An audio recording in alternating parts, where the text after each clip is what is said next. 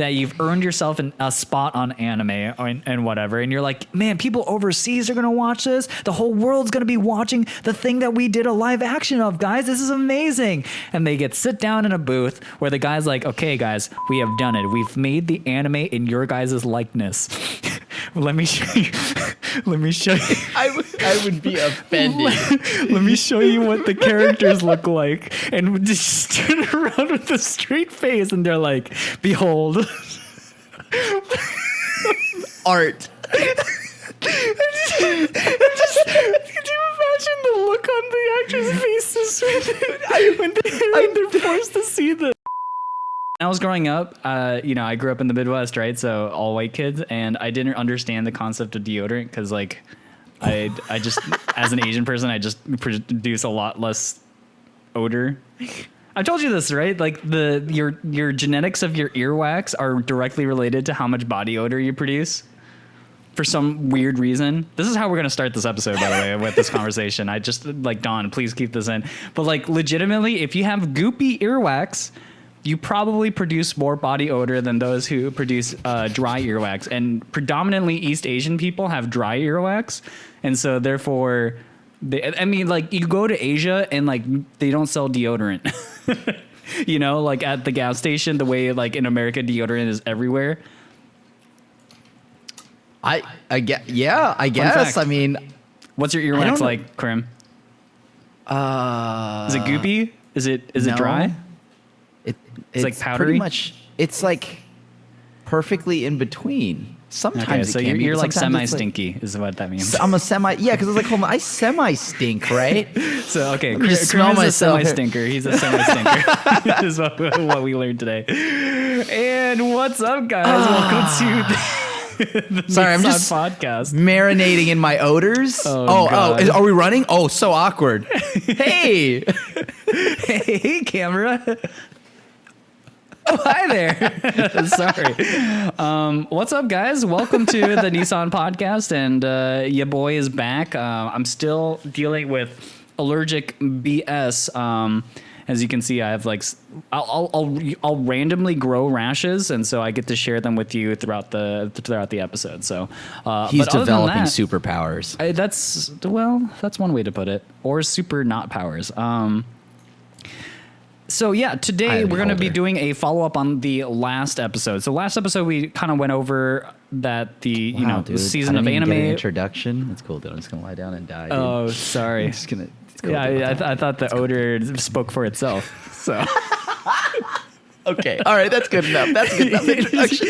Hey, you guys smell that? You smell what that is in the air? That's my co-host, Crim. That's your introduction, dude. All right, cool. That's good enough for me. Also known as the Asian Avenger. I do shower though. I do shower. I believe. I swear. Good. I swear I do. Believe me. Okay. Yeah, we'll talk about that one later on a different podcast. Okay, so today we're going to be continuing on the previous episode where we talked about seasonal anime and how it sucks, yada, yada, yada. So then we made it a challenge to find the worst anime of the season. And let me tell you, it was quite a search. I ended up watching a lot more of the season's anime, ones that I normally wouldn't have given a chance, and surprisingly found some stuff that I was like, oh, this is actually decidedly mediocre. It isn't as bad as I thought it would have been. And then other shows that I was like, oh, this is actually pretty good. And then we'll get into the actual stinkers of the season. Yeah. This is the perfect segue. It's body odor, stinkers, all that stuff. Just all of that. This whole season, I already got a head start, so this was a light load week, workload for me. You know what I mean? I was I already gone through and watched a lot of bad stuff this season. The only thing here is I gave a shot to a few others. One on Xell's recommendation. One we'll talk about later. And then we got some. We did some of the homework for you, and we did it. I think this is unanimously agreed between from both of us, right? It's gotta be one of the worst ones. So we'll get to that later. Yeah, the show that we're going to mention later is going to shock you. That's got to be the thumbnail or something. You won't believe how bad this anime is. Yeah. So yeah, I guess first up, do we have any news to talk about? I know Pokemon Legends Arceus came out. I know you're all over that, as is like Twitch in general. I've heard amazing things about the game. So that's we definitely can, something big.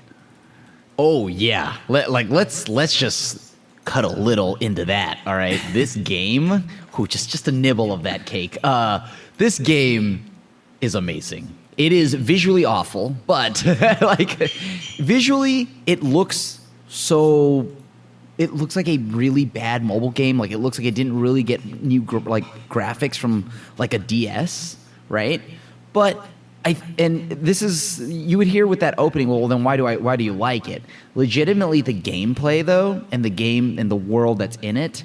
And the systems they've got in place. This is kind of like the Pokemon game I've legitimately asked for as a kid. I was mentioning that to you, right? Like, because I think, like, being able to see all these Pokemon in real time outside of the grass, like they're literally just wandering around, is one of the coolest things ever. Pokemon themselves as a company hasn't needed to really change their battle formula in any way, shape, or form. So they've kind of just stuck with the same game for year after year after year.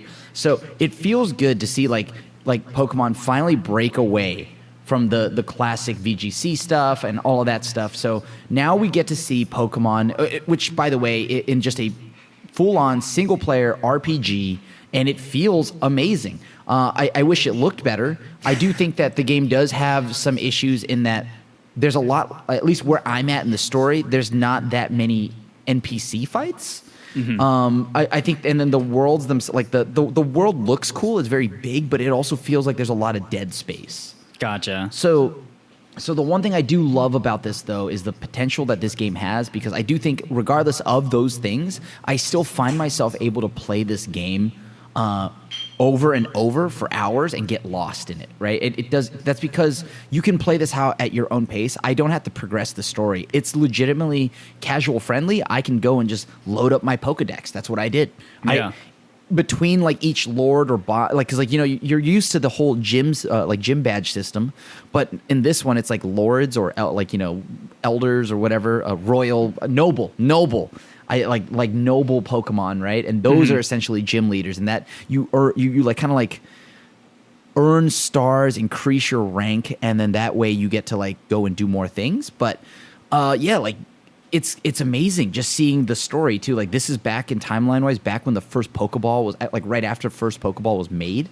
The Pokedex is dope, dude. It's like a binder. It's like a binder just of like paper, and it's like, so it's not digital. You know, it doesn't have that like Pokedex that we're used to, right? Right. So you could tell we're at like the early points of Pokemon, right? And this is based in ancient, like, or like I guess older, way back past Sinnoh.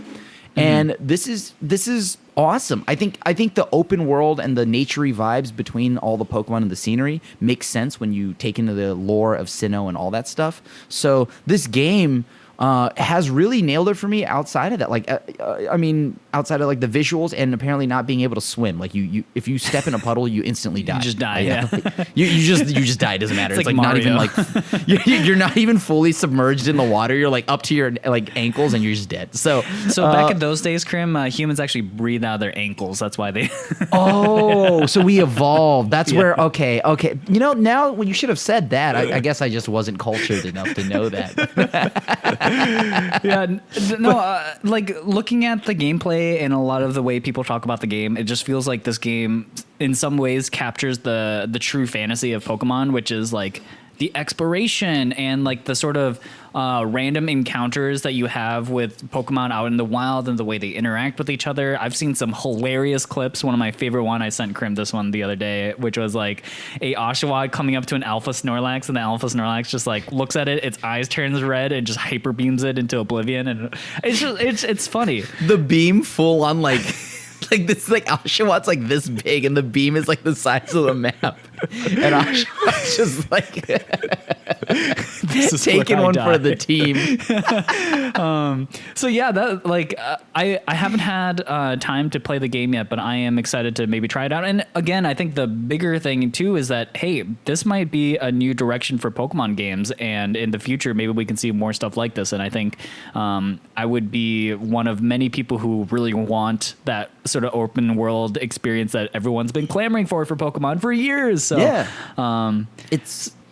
Without going on too much about it, I think this is also one of those games where I normally play some like MMOs and things that are online, and I think this is surprising to me. This is the most fun I've had playing a single player game in quite some time. Yeah. That's like awesome. no need for like DLC, no need for like, online connections and all, like, running into other people. Just play by myself, and this is just absurdly fun.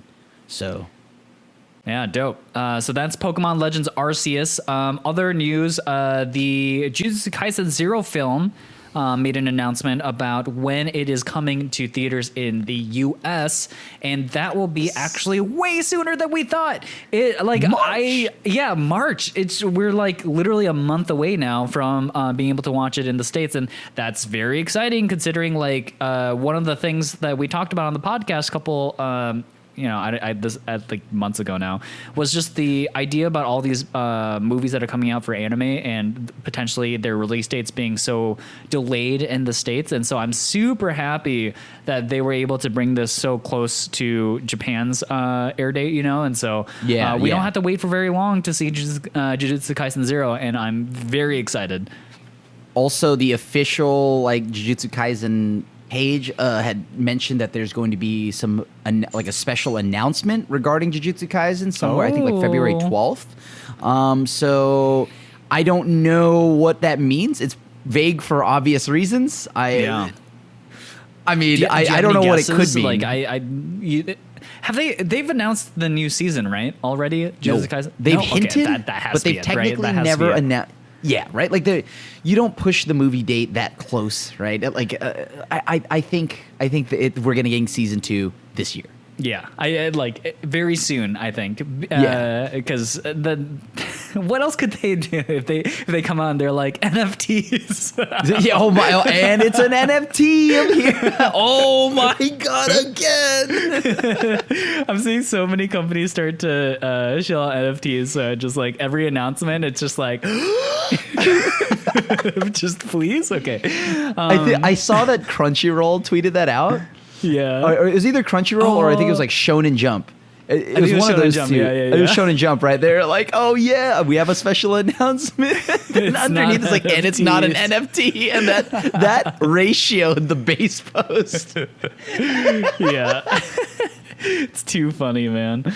Okay, so with that said, let's talk a little bit more about the season of anime really quick. So we're filming this a little bit later than we normally do in the week. Today is a Sunday, a holy day in anime, because today was especially this season, not Jujutsu Kaisen, Kimetsu no Yaiba and Attack on Titan, and oh my god, those have been so good. I just wanted to quickly mention that. I know we're talking about the stinkers and some of the like more unwatched shows from the season, but oh my god, they're so good. They're so good. They're so good. They're so good. They're so good. Okay, so anyways, okay, I got that out of my system. Good. No. Demon Slayer is very good this season. Like this so is good. Okay, as you had mentioned, this is meant to be the stinker, so we won't go too long into this. But like, from reading Demon Slayer and like now seeing it, I am so excited. They get it. They got the assignment because Demon Slayer as a manga, I think gets significantly better. Season 1 was so like when you think of like what season 1 covers and where that is in the manga, that was the part that felt like it dragged its feet. Now that we're out of there, Demon Slayer just goes up. And it gets really good. Yeah. So I can't speak to Attack on Titan. I don't know. I don't watch it, but maybe I'll get to it before the season finishes. But I probably would start Osama ranking because I watched episode 1. It's pretty good so far. So yeah. Okay. So let's talk about some of the shows that we ended up watching, and we were talking about like let's look at some of this anime and just see what we think is actually good, what was mediocre. So some of the ones that we didn't really give a chance until we were kind of forced to for today's assignment. So I guess let's just talk about them one at a time. I don't know. I guess I'll start maybe. So one of the shows I ended up watching because I literally judged it for its cover, which was Sabikui Bisco, and I just assumed Just call it what it is. it's not Seabiscuit. I don't see what's his face on the cover of the thing. What's his name? Anime Tobey Maguire looks exactly like the dude that makes mushrooms. Okay. But anyways, so the show was, I ended up watching it thinking that, oh, there's no way this is going to be any good, and I was pleasantly surprised that Sabikui Bisco was way better than I had imagined. The show's premise is very weird, but actually I think it works really well for the show because like I miss shows with weird worlds that isn't just like an isekai to have to like handhold you through explaining like why the world is the way it is. And I really enjoy it. I have to say, I really thought it wasn't going to be that good, but somehow they really hit the sort of interesting medium of like the world is kind of like what you remember because there are helicopters, there are people with guns and whatnot, but also it's way different in that like the technology is like very based on like biological organisms. Like one of the attack helicopters is like actually a slug, like a giant slug. People ride around on iguanas and crabs, and it's really off the wall. We're close to that now. Yeah, that's true. And like I think it was worth the interesting premise, and I'm actually more excited to keep watching the show. The animation could be better, but the art is actually pretty good too. So that was one that I was pleasantly surprised by. All right, Crim, you're up next. Well, actually, so I also started that right after we had dinner. Oh yeah, that's right. You and I, we had dinner. And we had a discussion, and we were trying to reform your tastes in waifus and anime and stuff like that. So, like, I think that was the topic at dinner. I don't remember, but so you had mentioned to watch this, you and Zeri, and so because of that, I went home. I was like, okay, well, I'll watch it. I'll give it a shot. I watched it. I checked out the first episode. The art sucked to me, but I think that the world looked kind of cool. But it moved kind of slow, and it was the first episode, so I'm okay with it being slow because it's going to be a lot of setup. So I need to watch a little bit more than the first episode till I fully can say anything. But as of right now, it's just okay. And like I'll watch it when I'm done with the two other shows, really all that I'm watching this season. But yeah, like the show is okay. It's not bad so far. Yeah, I personally thought the show was above average. I'd give it like a 7 out of 10. I think it's pretty enjoyable. So. I think it's like a hard 7, right? Which is like, I guess like 7 is it feels about right for like an average anime, right? Like it's solid 7. Yeah, it's got its ups. It definitely has also its downs, but like I think 7 out of 10 is higher than I thought it would be. So that's why I say it's surprisingly good.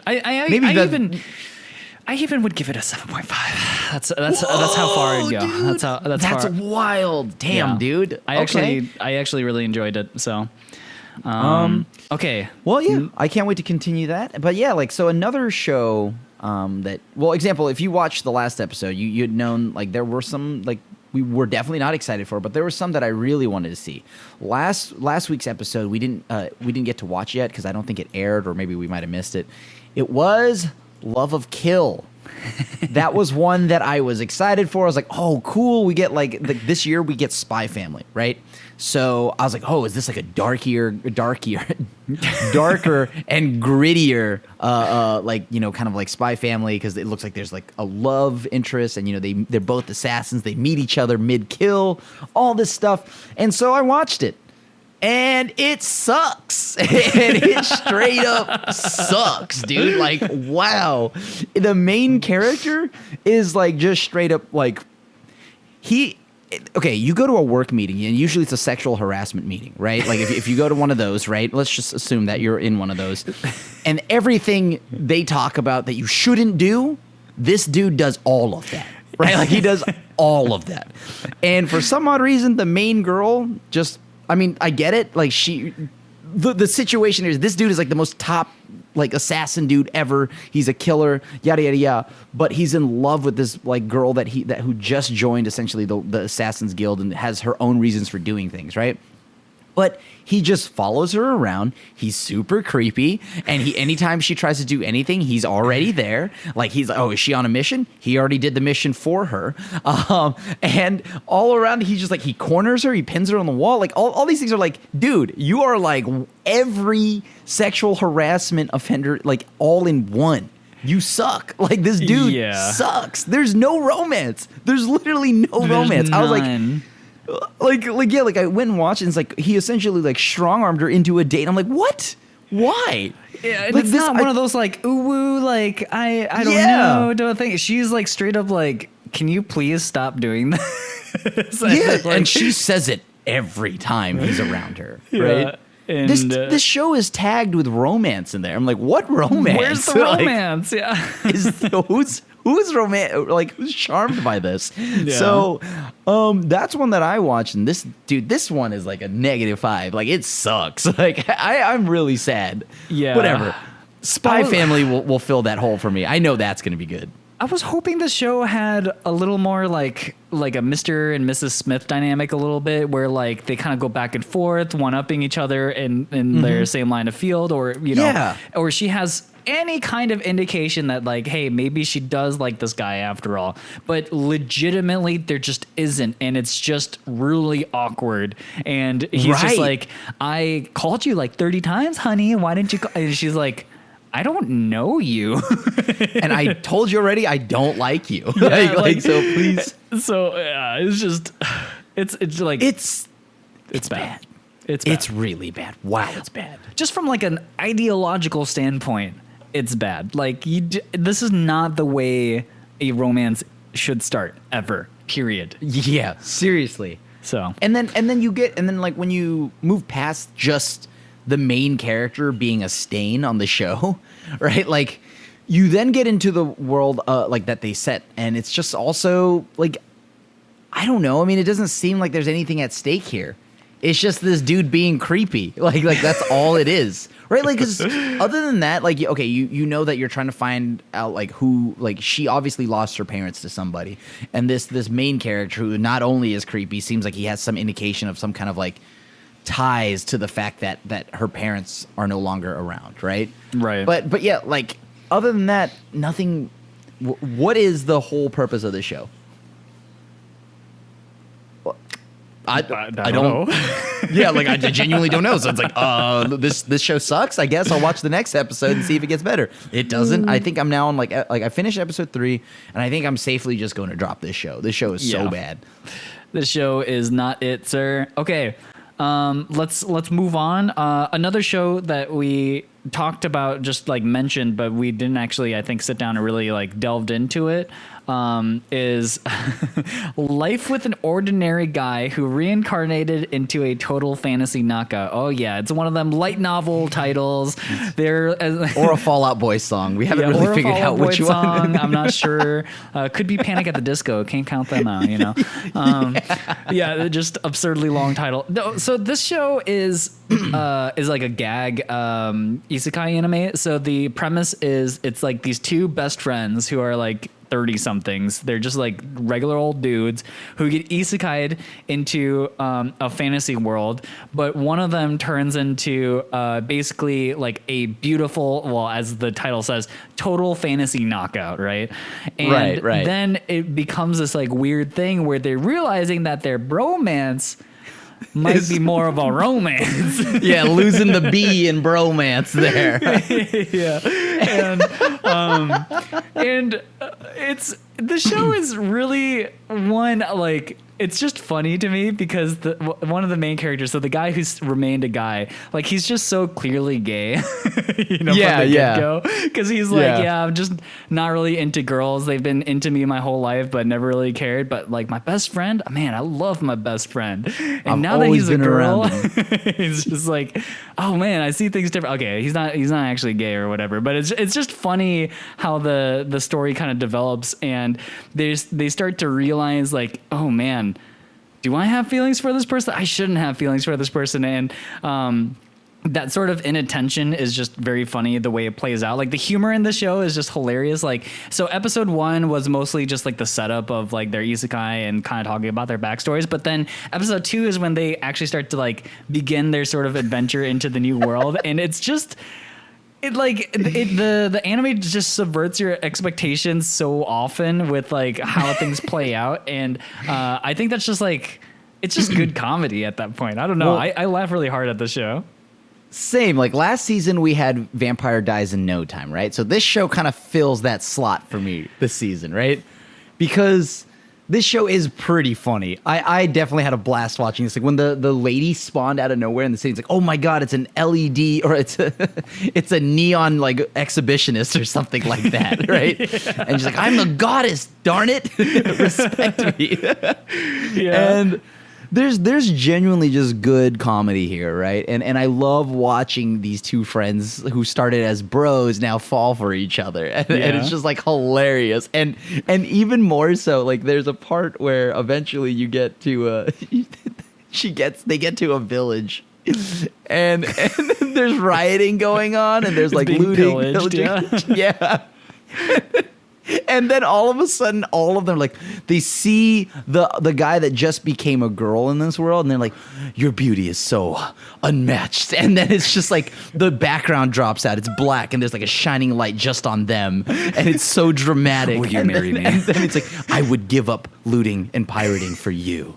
And he falls to his knees. And then this other guy comes running out, and he's just like, what are you doing, man? And then immediately cuts to, oh my God, your beauty is unmatched. And they all... I'd give up looting if it was for you. The whole village is saved by her beauty, and that's literally it. Yeah, the bandits are too busy fighting over her to properly loot, and then they get it's like the show is so dumb and so funny. Yeah. It's not like, if I was to compare it directly to Vampire Dies in No Time, it's less like high octane, like quick speed of wit type of humor.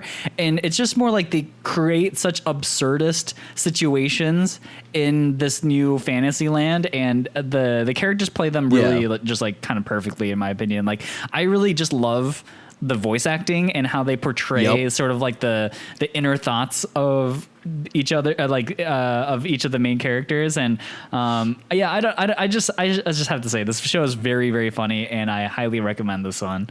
Yeah, this is definitely a recommendation for me. I give this like a 7.5 or an 8. Yeah, this one currently 8 out of 10 easily. Like I would just recommend people to watch it. I think this one's if just we're fun. Grading this season on a curve, this is like a 9. Okay, if we're grading on a curve, it might as well be a 10. I guess like, that's show true. that's good shows that's not good. Okay, so all right, now we're getting into some of the more like.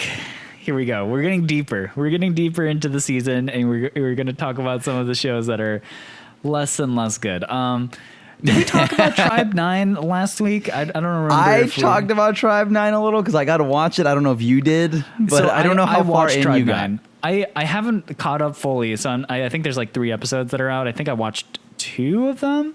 Okay. Maybe I think I watched 2 of them. Yeah. And yeah, the show is also... I think this show is charming, okay? I know Crim doesn't like this show. Dude. But I think this show's charming. Again, maybe my taste is on a curve, and I'm just watching these shows, and I'm just desperately looking for good things to say. Tribe 9 is like just outright from its concept such a dumb show, but at the same time... it feels kind of self-aware on how dumb it is, and at this point they're just trying to like out-dumb itself. Like I kind of enjoy it for how ridiculous it is. Like, so for people who don't know what Tribe 9 is about, it's basically Tokyo is now divided up into like gangster turf wars, and the way that they settle their disputes isn't through gunshots, isn't through, good old classic brawls like you'd see in other gangster films or whatever. It's through baseball. And not just any kind of baseball. Extreme baseball. Yeah. And basically what extreme baseball is it's like it's just baseball, but you can like hit each other. You know, like, and You're essentially using weapons on each other, right? Like they're masking it as baseball, but like, dude. like when a guy is trying to get to first base and the first baseman, instead of tagging them out, they have to like knock each other out to get the out. It's ridiculous, right? And in the very first like match of extreme baseball that we see, like the main pitcher is like, oh, time to uncut. Yeah, he like is like, I'm time to go to my full power, and he gets like this unreal mech suit that has like a Mega Man cannon on it on the arm, and that's what he pitches with. Like, this show is so dumb, but I kind of like it because it's so dumb. But what about when the batter returns the pitch? Okay, let's talk about when you talk about the mech suit of the dude. Like, to anyone listening, I was like, are these guys tripping? Are they on shrooms or something? What are they talking about? This is a real show. This is a real show, and you can technically watch this. It's on Funimation if you dare. But yeah, like so you heard already. The pitcher has the mech suit. I talked about it in the last episode, but now the batter has a bat that kind of like lights on fire. And it has like these things that orbit around it, and it's just like a full on, like, what is that? Is that like a full on, like, I don't know, RP? That looks like an MMO endgame weapon, right? Yeah, like Jedis wish they had this thing. You know?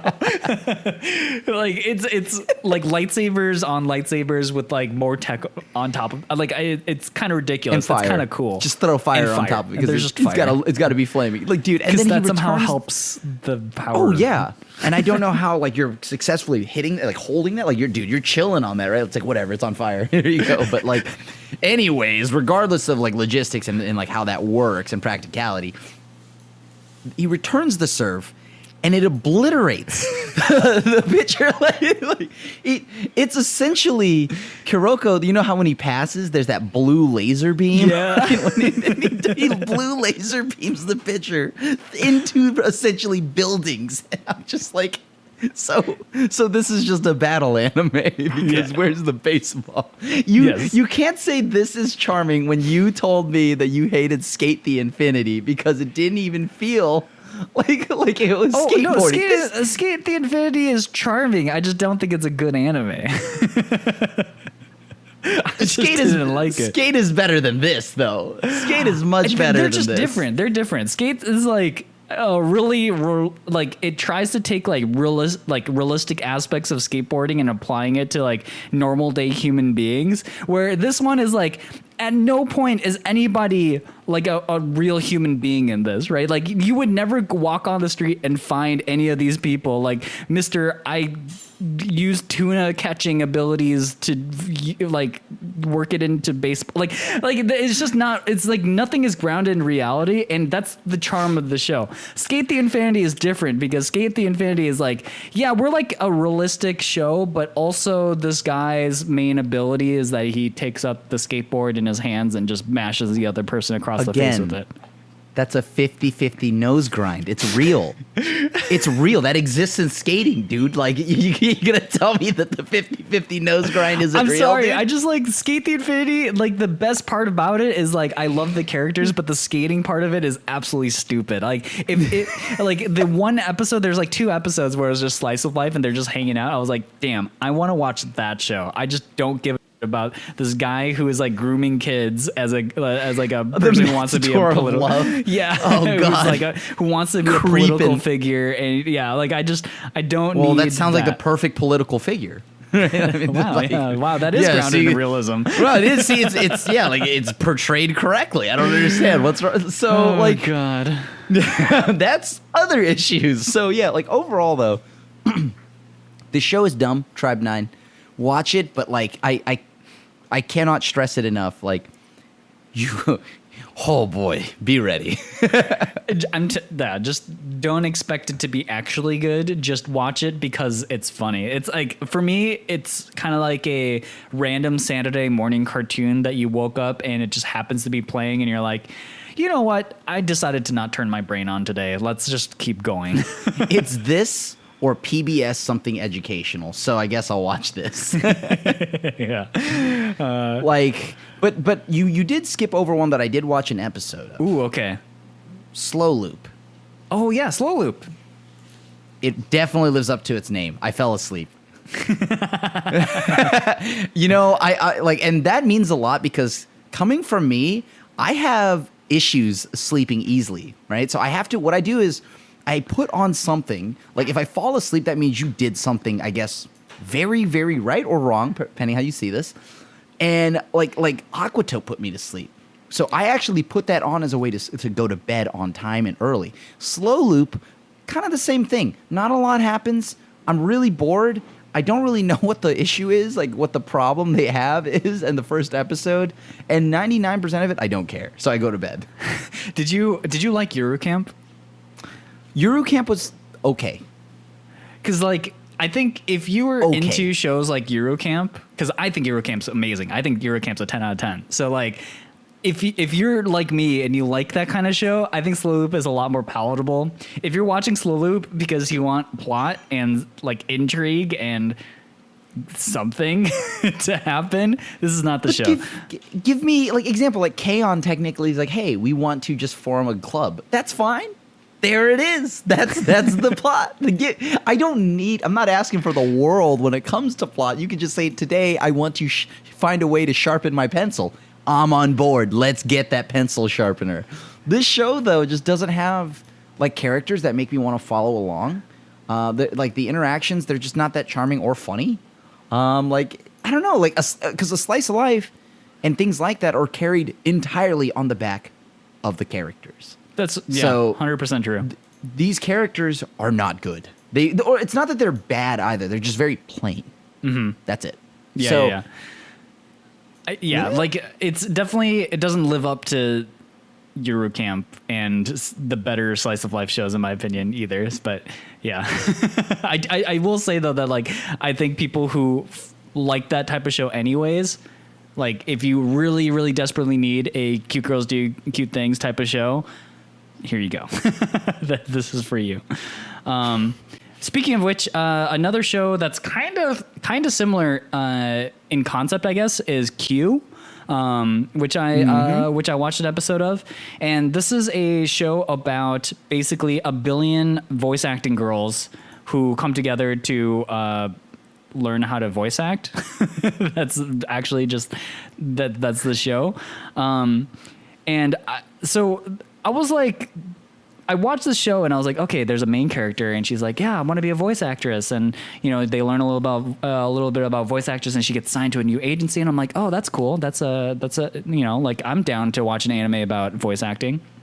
Mm-hmm. And then she gets to the new voice acting agency and she's like the early one, right? And she's like, oh no, I came so early. And they're like, wow, didn't you realize it was like an hour later than from now? And, you know, they take that time to explain all these things. And they're like, okay, well, all the girls should be coming in now. And I was like, okay, like, let's see what other characters are going to be in this. And they filter in and there's like 1,000 of them. Like, no joke. The cast of the show is like legitimately like 20 girls. And I was like, how is anyone supposed to follow this many girls?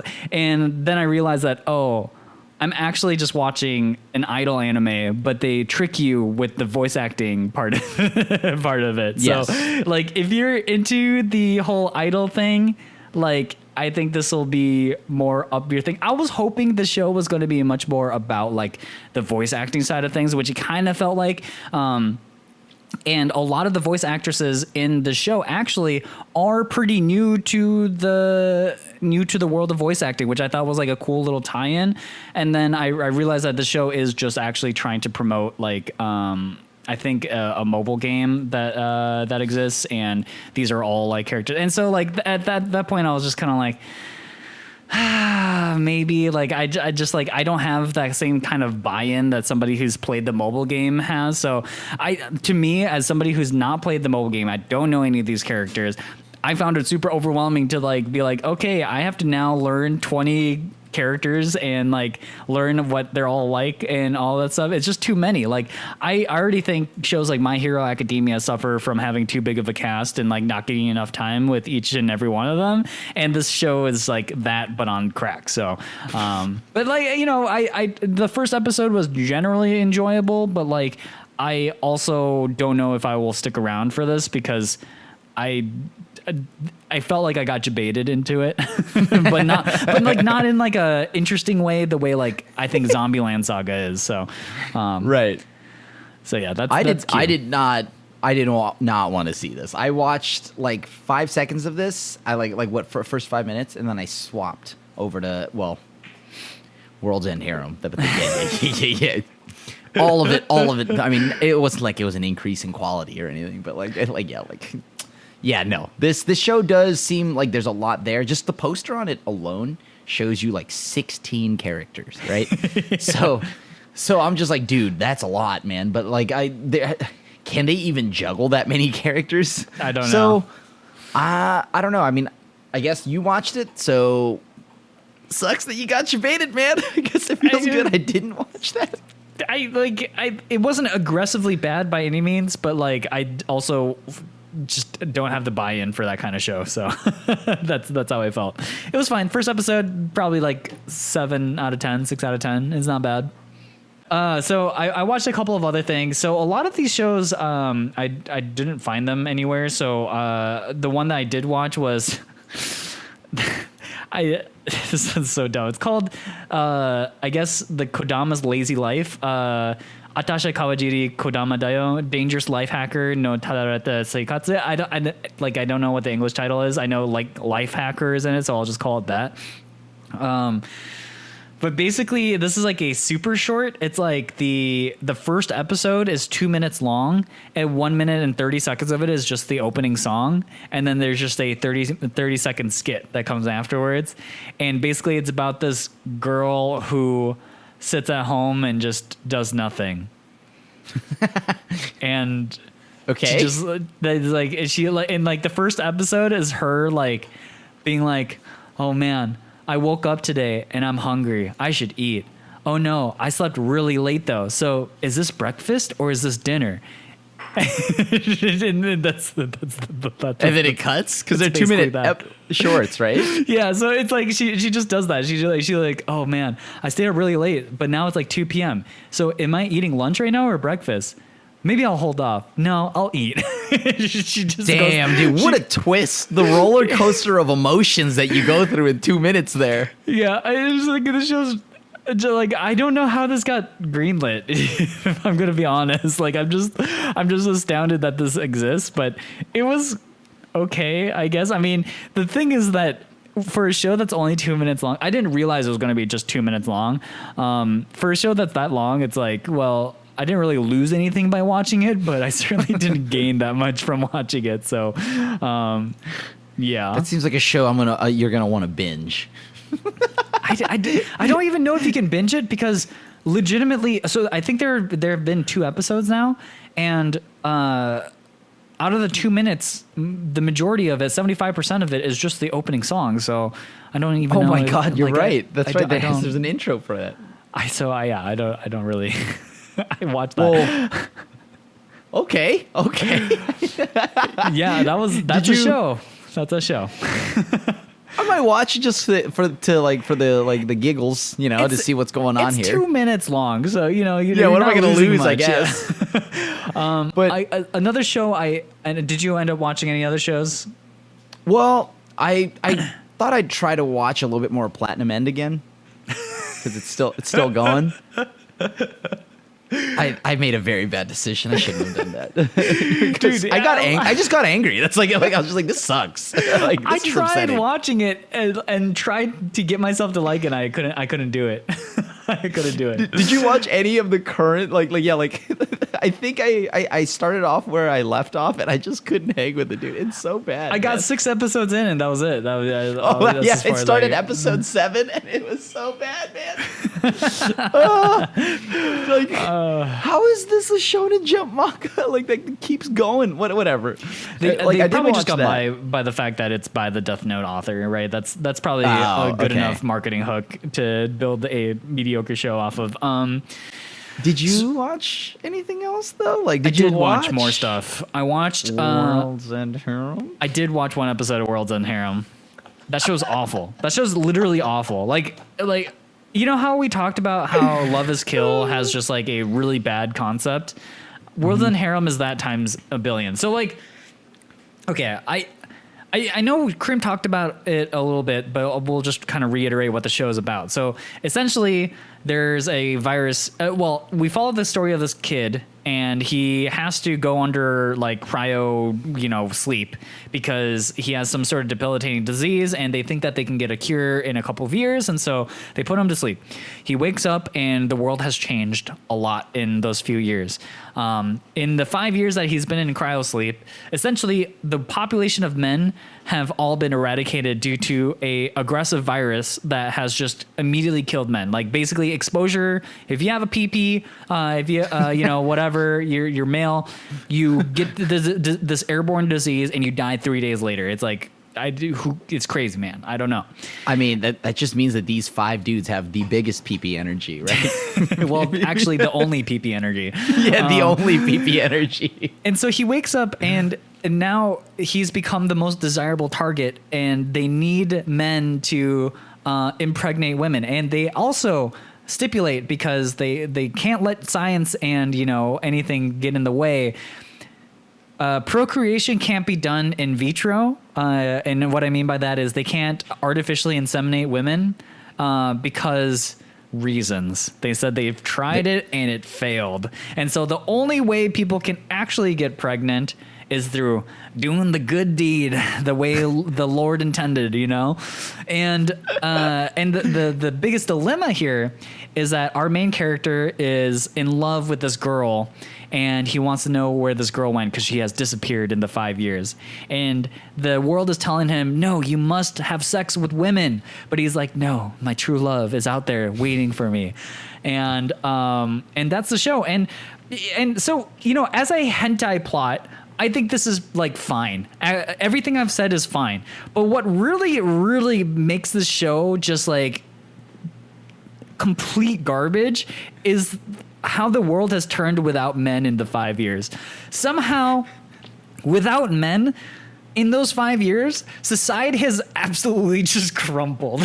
Just like no one knows what to do anymore, dude. Women are homeless. It's like what? Yeah, like he like escapes the facility that he was out of, and they're just like lined up like zombies. They're like, I don't know what to do with my life without men.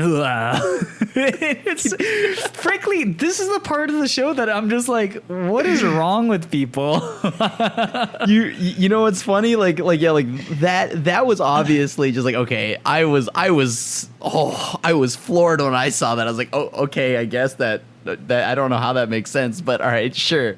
And then as the show goes on, it gets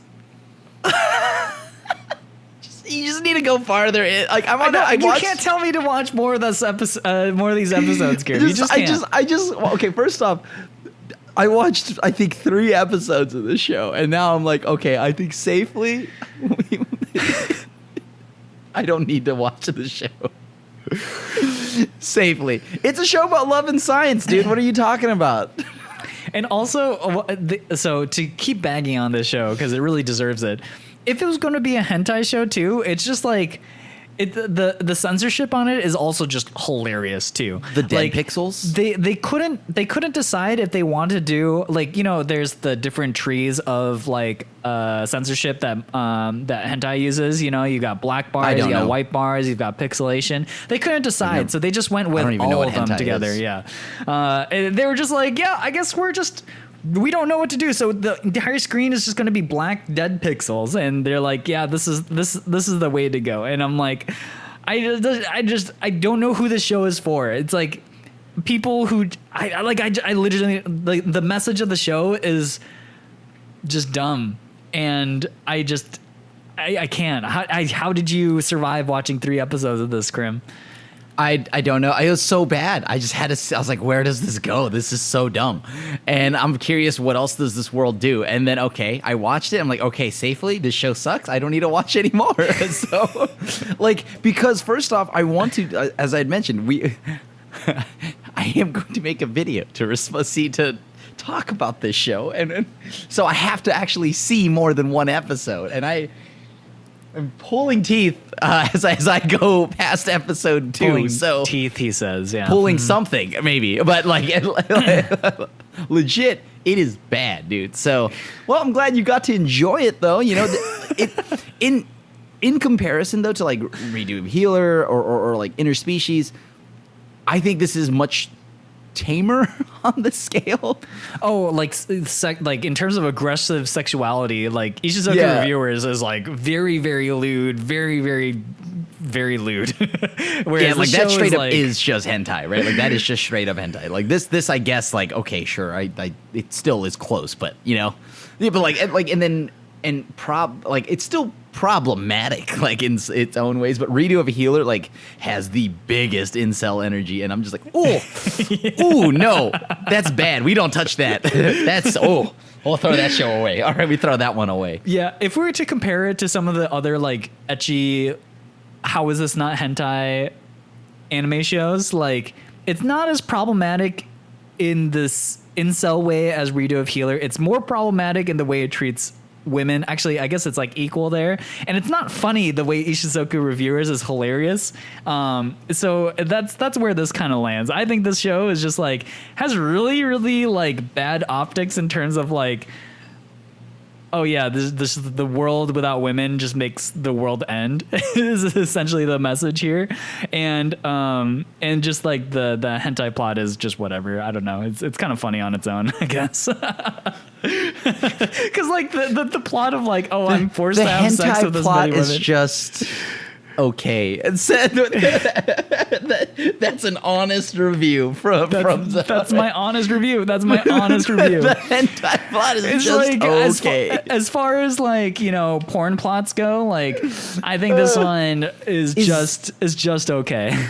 So is it just barely? Is it a notch above? Like, oh, I'm here to lay some pipe, as in I need to fix your pipe, or is it above or under that? It's like pretty much on par with like the classic like porn plots of like, I'm your plumber today. I gotta lay some pipe, like, or I'm the pizza guy. Oop, there's my penis. Like, like it's pretty much on the level of that. It's like it's almost.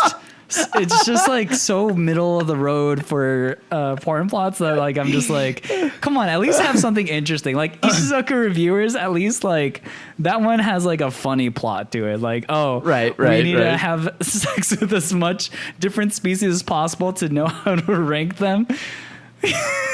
Did you know there's a crim in that show? Oh yeah. And and it's giant pee-pee energy too. Yeah, the biggest pee-pee energy. I'm just like, oh, but they're an angel. Like everyone was like that had seen it. They're like, oh, Crim, have you seen Interspecies? Like, no, why? And they're like, oh, did you know you're in the show? I'm like, this is not good. I don't need to know why this is.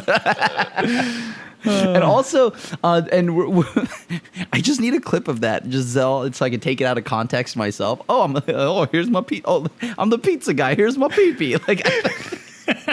It's me. It's me. It's my PC. Yeah. I mean, that's the. This is like the hentai equivalent of that. So. Okay. See, like, all right. So this show, is this the worst show though? I thought this would be the worst show of the season, but there's more. The floor is. Hold on. You're telling me we're not there yet. We're not there yet. We're close. We're close. I want to talk about one show and then one other show, and then we got to talk about the absolute winner of the worst show. Winner? Sure. Loser? I don't know. Depends on your perspective. Really quick, I just wanted to talk about Tales of Luminaria: The Fateful Crossroad. It's a basically an anime that is the prequel to like an upcoming Tales game, I believe. And the only thing I really wanted to mention about the show is that it's CG, right? The CG characters are in the show. But the CG is actually really good. I was actually very surprised. And it's, there's a couple shows here and there that use CG characters and I go, oh, it doesn't make me want to gouge out my eyes, right? Like there's that Jewel Stone CG anime that was pretty beautifully animated, even though the entirety of it was CG. Tales of Luminaria, unfortunately, does the Exarm route of having both 2D characters and 3D characters that interact with each other, and that's like a really bad decision in my opinion, so that still looks awful. But for the main characters, the CG actually does look pretty fantastic, and I thought that was worth mentioning for Tales details. I don't know anything about the show or anything about the characters or anything, but I did think that the visuals were pretty decent. Okay, that's the only little snippet I wanted. I do also want to touch up on that just slightly, in that I do have a problem with these animes that are based, like, I think they should start making these video game animes actually accessible to those that also don't play the video game. Like in that, like, I can enjoy them if I don't play the video game. And I also hate that animes are now tying into video games. I'm not going to mention anything that might have just recently ended, specifically like Tactop Destiny. But that wouldn't be me, right? I wouldn't mention that. But legitimately, I am peeved. I'm still a little salty about that ending. Hold on. Let me just take this mic real quick here. Why, dude? Why would you make me play the video game? Just give me the damn ending. Okay, but anyways, I say this because I am concerned solo leveling is getting a video game at the same time the anime is. I don't know what that means. Does that mean that now are they gonna pull some Tactop bull crap here where, play the video game and that'll fill you in on these parts of the show or the ending? It's funny that you mentioned this because one of your favorite animes does this, and they're like the OG of doing this. Look. You don't actually know what I'm talking about. You don't need to actually play the video game, bro. Wait, is it .hack? Yeah. .hack. You don't need to play the video game to enjoy the show. I thought the video game is like literally in the middle of 2 arcs. What? Yeah, I thought the timeline. Okay. It's separated, right? Like, so example, like .hack sign is its own thing, right? And then you have like simultaneously you can play like the not Twilight Princess. That's Zelda. I keep calling it that. It's not that one. But that one is the one where it follows Kite, right? So it follows Kite and it follows all these other things. But like the thing here is you can still enjoy .hack sign because technically I watched the show before I played the game. Yeah, because when I look at this, it says you can watch .hack sign. That's the start, right? Yeah. And then you play .hack infection. Yes. Mutation, outbreak, quarantine. And then there's Legend of Twilight, the anime. Then Roots. Or the manga. Either or, you could choose. Yeah, and then it goes into more games. And then some more anime. So that I feel like .hack sign is exactly that, though. It's like exactly, but the thing here is you can start. You can start on the anime, right? And then I think you can easily just go and like play, like you can read Twilight Princess, right? It's like not unheard of for the show to go into the manga. Twilight Princess or whatever. What is it? Midnight Prince? What is it again? I keep Legend of already. Twilight. Legend of the Twilight. I keep calling it the Zelda title. That one also had a Tokyo Pop manga. So like you can read the manga form or you can play the game, up to you. They give you alternatives. But I will say, though, if you try to get into .hack at any point after .hack sign, you will be lost, and it will be annoying. And so, like, don't get me wrong. I love that franchise, but I agree. I agree to that point there, too. I would love for shows to make it so that it's more accessible to like, just people outside of the games. And at least sign gives you an entry point, right? Like, you can start here. Mm-hmm. So, and, like, technically, like, I would like to see more shows that are based on video games or video game IPs. Eventually, maybe even just either ignore or run alongside the video game stories and just give you a new story or new characters to follow that can kind of join up with the games and then get new people along the way. Yeah. No, I think like in some ways, I think the Naruto games are fantastic for this reason, where like the games give you an alternative way to sort of experience the storyline that you've already loved, right? Like I love in like Ninja Storm and stuff, like you fight all the Akatsuki members and stuff, and like that's sweet that you get to actually like play those fights out and get to experience that, and I like that route a lot more. You see, like the stuff that I guess the way to conclude this would be just saying like the continuity shouldn't force you to go through so many different mediums to understand the series, right? And I think that's like a major down point. It's like Kingdom Hearts is like another thing, right? You have the mainline games, but there's like I don't know what the story is for that. I mean, no one does. So. You legitimately need a PhD to understand the storyline of Kingdom Hearts. And the only way you'd get the full picture, I believe, is to play. I think people don't realize this, how many Kingdom Hearts games there actually are besides just Kingdom Hearts 1, 2, and 3. Like, it's like a rhythm game, isn't there? There's a card game. Yeah. Chain of Memories, which actually was pretty fun.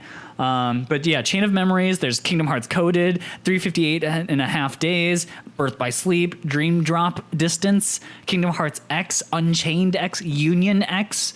What are these? Melody of Memory? Where'd all these games come from? And that's also where the plot goes. So, yeah, I guess. Also, to tie it, one more thing for Dot Hack, it's okay because their game is a show based on video games. It works. Oh my Tactop God. Destiny is Just not a admit video that game. You don't like that either for Dot Hack Sign. I mean, I don't like it either for Dot Hack Sign, but also it's a video game. So it makes sense though, right? Like for me, if it's in the nature of the show for it to end and like lead into a video game, I would still be peeved, but it would make sense, right? Like it would make sense. Like I'd be like, okay, because it's a video game. It leads into a video game. Okay. I would drag my feet and I would do it. But if it's not, like Tactop Destiny has no reason to be a video game. That's all. Well, it does. It's called your wallet. Oh, okay. Well, outside of the universal lubricant, aka money, before anyone tries to say anything else, right? Like, is that not right? Like in context of like Dot Hack, it makes sense, but in like Tactop, it doesn't. So. Yeah, I don't know. I mean, I think that, but at the root of all of it, though, I do agree. Even for Dot Hack, it should not be like in a video game. Yeah. So with that, now we have the legendary.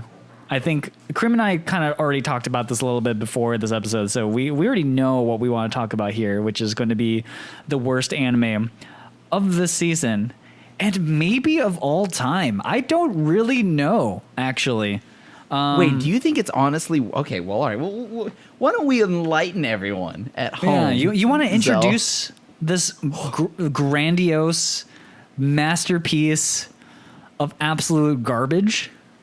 Am I allowed? Like, I feel like I am not good in... Or, like, am I deserving in it? Like, this is really bad. This is high honors. High honors for...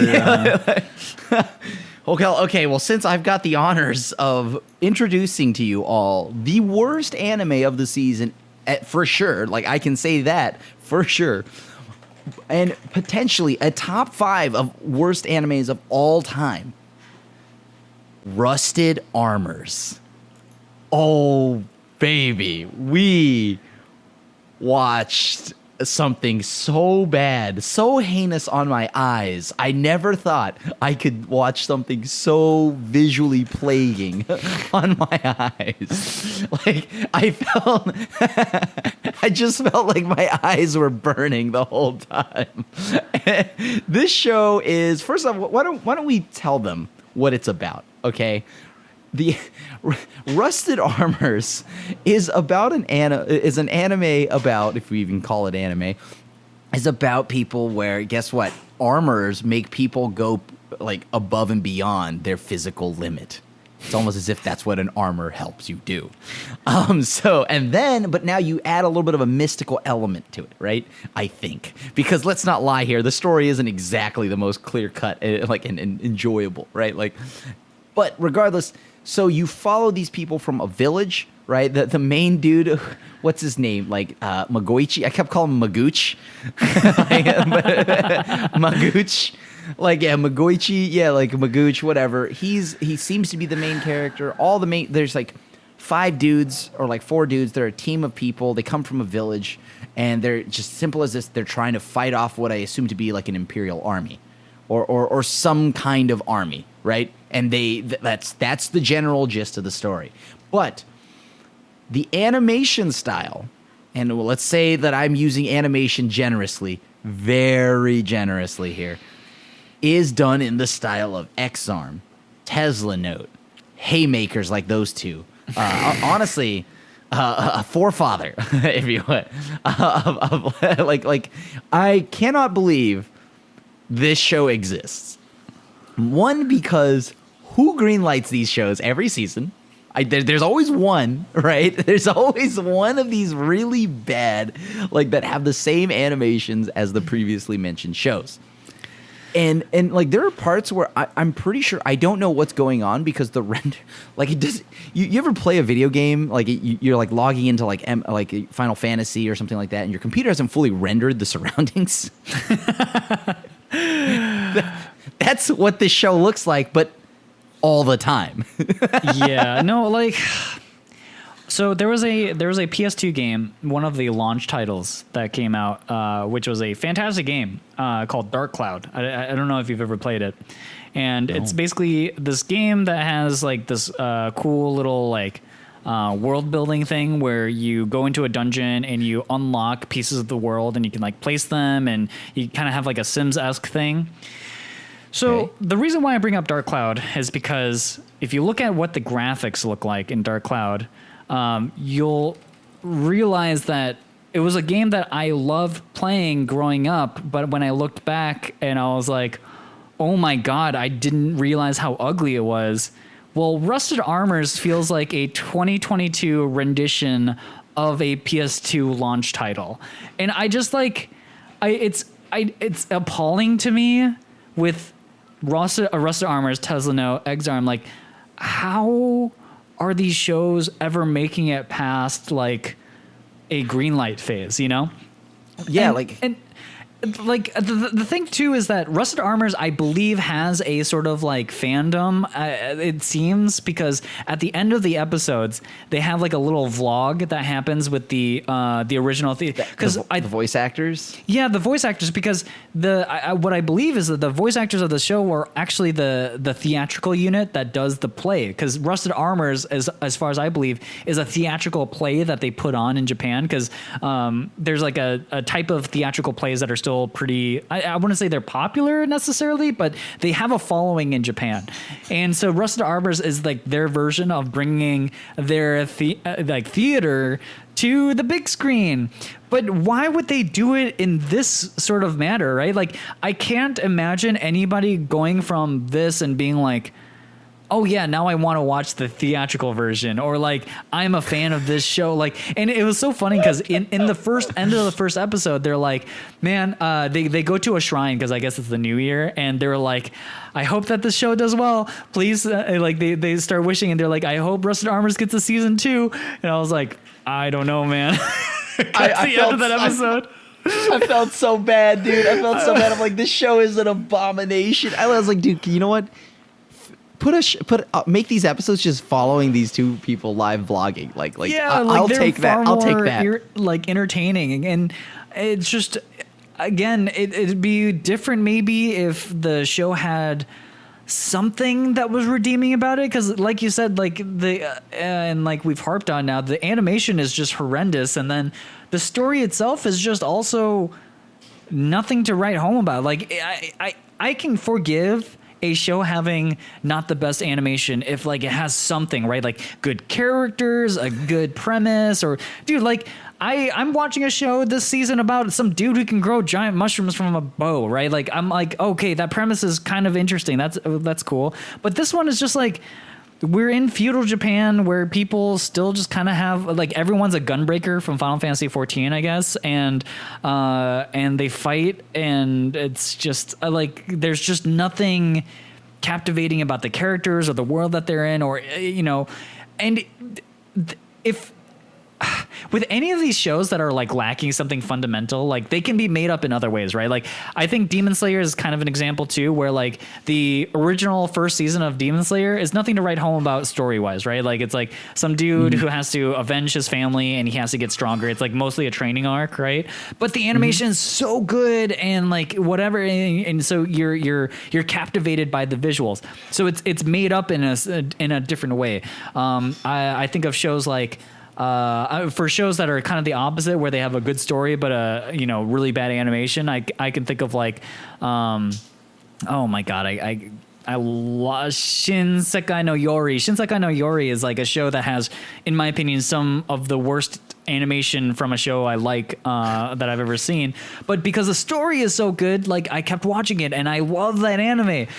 But then you get Rusted Armors, which has nothing. It has nothing. Absolutely nothing. I can even say this is probably worse than Exarm. I sat through and watched all of Exarm, and I can tell you that at the very least, Exarm has at least a more interesting premise or more interesting characters. The voice acting is actually pretty good. I haven't watched enough of this to say if the voice acting compares to Exarm, but I legitimately think Exarm is better than the show, and that I don't even know what else I need to say about the show besides that, right? Dude, I mean, we knew this was gonna be bad, right? We knew this was gonna be bad, but I just didn't know it would be this bad, right? I watched it, I was like, dude, the fight scenes look like they buffer mid-fight. It's they're lagging. It's like a bubble just waiting for the punch to land. Dude, it's so bad, man. And the dialogue, it tries to be intense and capture emotion and all this stuff, but it just comes off silly. Yeah. Just dude, this is it's so bad, man. And it feels so bad because you watch at the very end, again, the live vlogs, the second episode, because I didn't just watch one episode. I dug into my trash, okay? So the second episode, they go to the beach and they live vlog from the beach. And they're like, hey, let's try to recreate one of the scenes that was in the anime. And I'm like, oh, sure, please, just do something else that isn't this show right now. And I just feel bad because they have these live action voice actors, whatever, content on the show. And you want to root for them. You don't care for this anime. This anime is so bad. And it almost feels like they know, so they guilt trip you. And I'm just like, you are testing me, boy. You are testing me right now. They even show what the theatrical version looks like, and it looks kind of cool with real people and real costuming and stuff.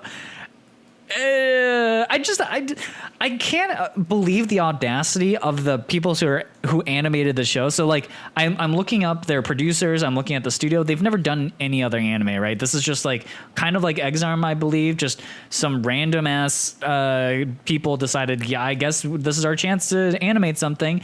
But can you imagine, you are one of the theatrical actors on this show, and you've gained enough of a following that you've earned yourself a spot on anime and whatever, and you're like, man, people overseas are gonna watch this. The whole world's gonna be watching the thing that we did a live action of, guys. This is amazing. And they sit down in a booth where the guy's like, okay, guys, we have done it. We've made the anime in your guys' likeness. Let me show you. I would be offended. Let me show you what the characters look like. And just turn around with a straight face, and they're like, behold. Art. Could you imagine the look on the actors' faces when they're forced to see this? Can you imagine trying to give an honest response to that? Yeah, I think it just might be my eyebrows might be a little bit lower than that. I don't know. I couldn't take it seriously, dude. And then they're like, yeah, we've already sold the publishing rights. The whole world's going to see it, guys. And we're going to put you guys in at the end with some vlogs. I'd be like, can you please hide my name? I don't want my name attached to this. Yeah, it's just I just feel for the actors of the show. I really do. And this is not the way I would have wanted to be portrayed. And again, it might be as the show goes on, because I guess I'll watch it. Screw it. I'll watch it. At the end of the season, you do a very serious review of World's End Harem. I'll do one on Rusted Arms. I mean, I don't know if the world's ready for those two haymakers back to back, dude. But my point is maybe the voice acting can not save the show, because I don't think that's possible, but maybe the voice acting will be able to carry some amount of emotion through certain sections of it. Because again, like I said, I think one of the positives that came out of Exarm was that I thought the voice actors did a really good job. Can you imagine trying to voice act over that kind of animation and try to bring these characters any real emotion when they're all just deadpan, like they're just Muppets. They're just Muppets, and like you're supposed to get. They're actually less expressive than Muppets. You know, like I see clips of Elmo, and Elmo can look sad. I don't know how they do it with the hand puppetry and stuff, but like they can give Elmo real emotions. They cannot give those CG puppets any sort of emotion. It's like you see the mouth move and then like one eyebrow go up and then the mouth moves again and the eyebrow moves back down. It's just like, what's going on? Am I having a stroke right now? What's going on, dude? This looks weird. Yeah. And they need to stop with this animation, right? It hurts. Every season there's one. Last season we had Tesla Note. I think the season before that we had X-Arm, right? I mean, maybe the animators are getting paid, you know, maybe I'm trying to think of like a good thing. 'Cause like the output of the show is just frankly embarrassing. And if anything, it just feels like a giant waste of money. So I'm hoping at least that the waste of money goes to a good cause, which is like paying animators. That would be like the one beneficial thing I can see. I think I know what it is. This has got to be like an animation, like a college animation class, right? That is just like, hey, we need a project. Crunchyroll said that the winner of the class project will put it on their website and they'll stream it. This is that. They were like, okay, we went to a local play recently. Let's make like a stage performance. Let's make an anime on it, and we'll get the voice, like the live actors in on it. There'll be a local backing, and this show will be put out there, and it's going to be a hit. And I think that's the only thing that logically makes sense how this could come together. Yeah, I just don't know, man. I really just don't know. And like there just is nothing redeeming about the show so far besides the vlogs at the end, which are kind of cute. That's like it's like everything that isn't about the show itself, really. The less I see of the anime, the better.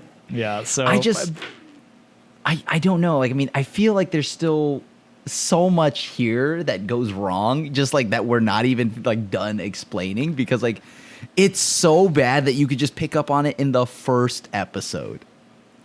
And then more of that continues. Like, we're not even going to, like, as I said, I watched past the first episode. The story, oh my God, it gets even worse after this. Like, it somehow found a way to be worse. Yeah, I really just don't know.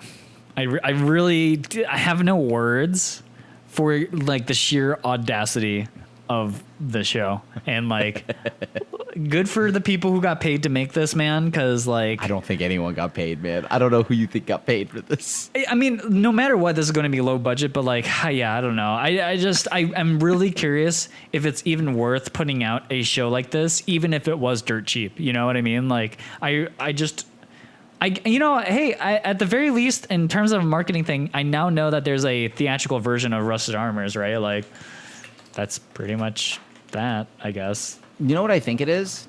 I think the budget of this entire show went into one voice actor. Who is?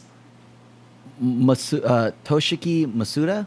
Uh-huh. Because that same dude voices a character in Attack on Titan, Porco.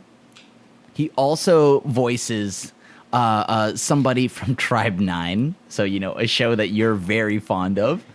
And I genuinely think because he's got somewhat like a resume of like a bunch of like anime characters, I think it all goes there. He also voices Kirishima in My Hero. Yeah. So I think I know who got paid, and I don't think it's the animators. Yeah, I am really curious because now it's been a couple of seasons in a row, I feel like, where we've gotten at least one show that is animated in this sort of way. And I really just am curious what the sort of positive is. Like, there clearly seems to be some reason why these things keep getting greenlit, and I don't know why, but it's not like animation studios are short on work, right? So like yeah, I don't know. I actually don't know. And if someone listening into this knows why this could be like a strategy for a show, just let us know, because I am very, very curious. So, but yeah, I think when it comes to the worst anime of the season, in the worst season of anime we've had in years, I think this takes the cake, man. Yeah, like it's kind of a skill to actually cut out from all the bad animes and be so much worse, right? Like you cut through the noise of every bad anime from the season. You managed to actually be the worst anime. And like World's End Harem is in this season. Like, right? Like so like you got some stinkers, right? You got some serious stinkers, but like you managed to go, dude, hold my beer. Like I'm gonna make it worse. Congratulations to Rusted Armors. Yeah. I think it. Is that a celebratory thing? Like, should I congratulate that? I don't know. Well, so anyways, that's that. So this is kind of like our part 2 of talking about the season of anime. And yeah, this was something. I am glad that we did this exercise, because I did end up seeing some shows that I probably wouldn't have given a chance otherwise, and I think that's kind of cool. But yeah, expect some interesting anime reviews to come out at the end of the season, because me and Crim are on it. We are on that. We're gonna be doing the world a favor in some weird sadistic way. Oh, so yeah, in some weird sadistic way, I'm going to watch a lot of bad. Oh man. I think this makes no matter what happens next season, it's just gonna be better, right? Like next season is just gonna be the greatest season ever. Dude, there was this one show, like they actually animated the characters, and like women weren't just immediately homeless, so like because there wasn't a guy around. So oh man, dude, this season's gonna be sick, dude. Hell yeah. Yeah, bro, yeah, dude. Okay, well, that's going to be it for today's episode, guys. Thank you guys so much for watching, and let us know, what other shows should we be on the lookout for this season. I feel like we actually did a pretty comprehensive look at the season, and yeah, I mean, the truth is that the season does have some really stacked top end. Just everything below it just seems not very good. So with that, that's everything. So please, if you guys are listening to this on YouTube or on Spotify, like, subscribe, all that good stuff. And we'll see you guys in a new episode very shortly. Thanks for watching, guys. Peace. Peace. Okay. Stop.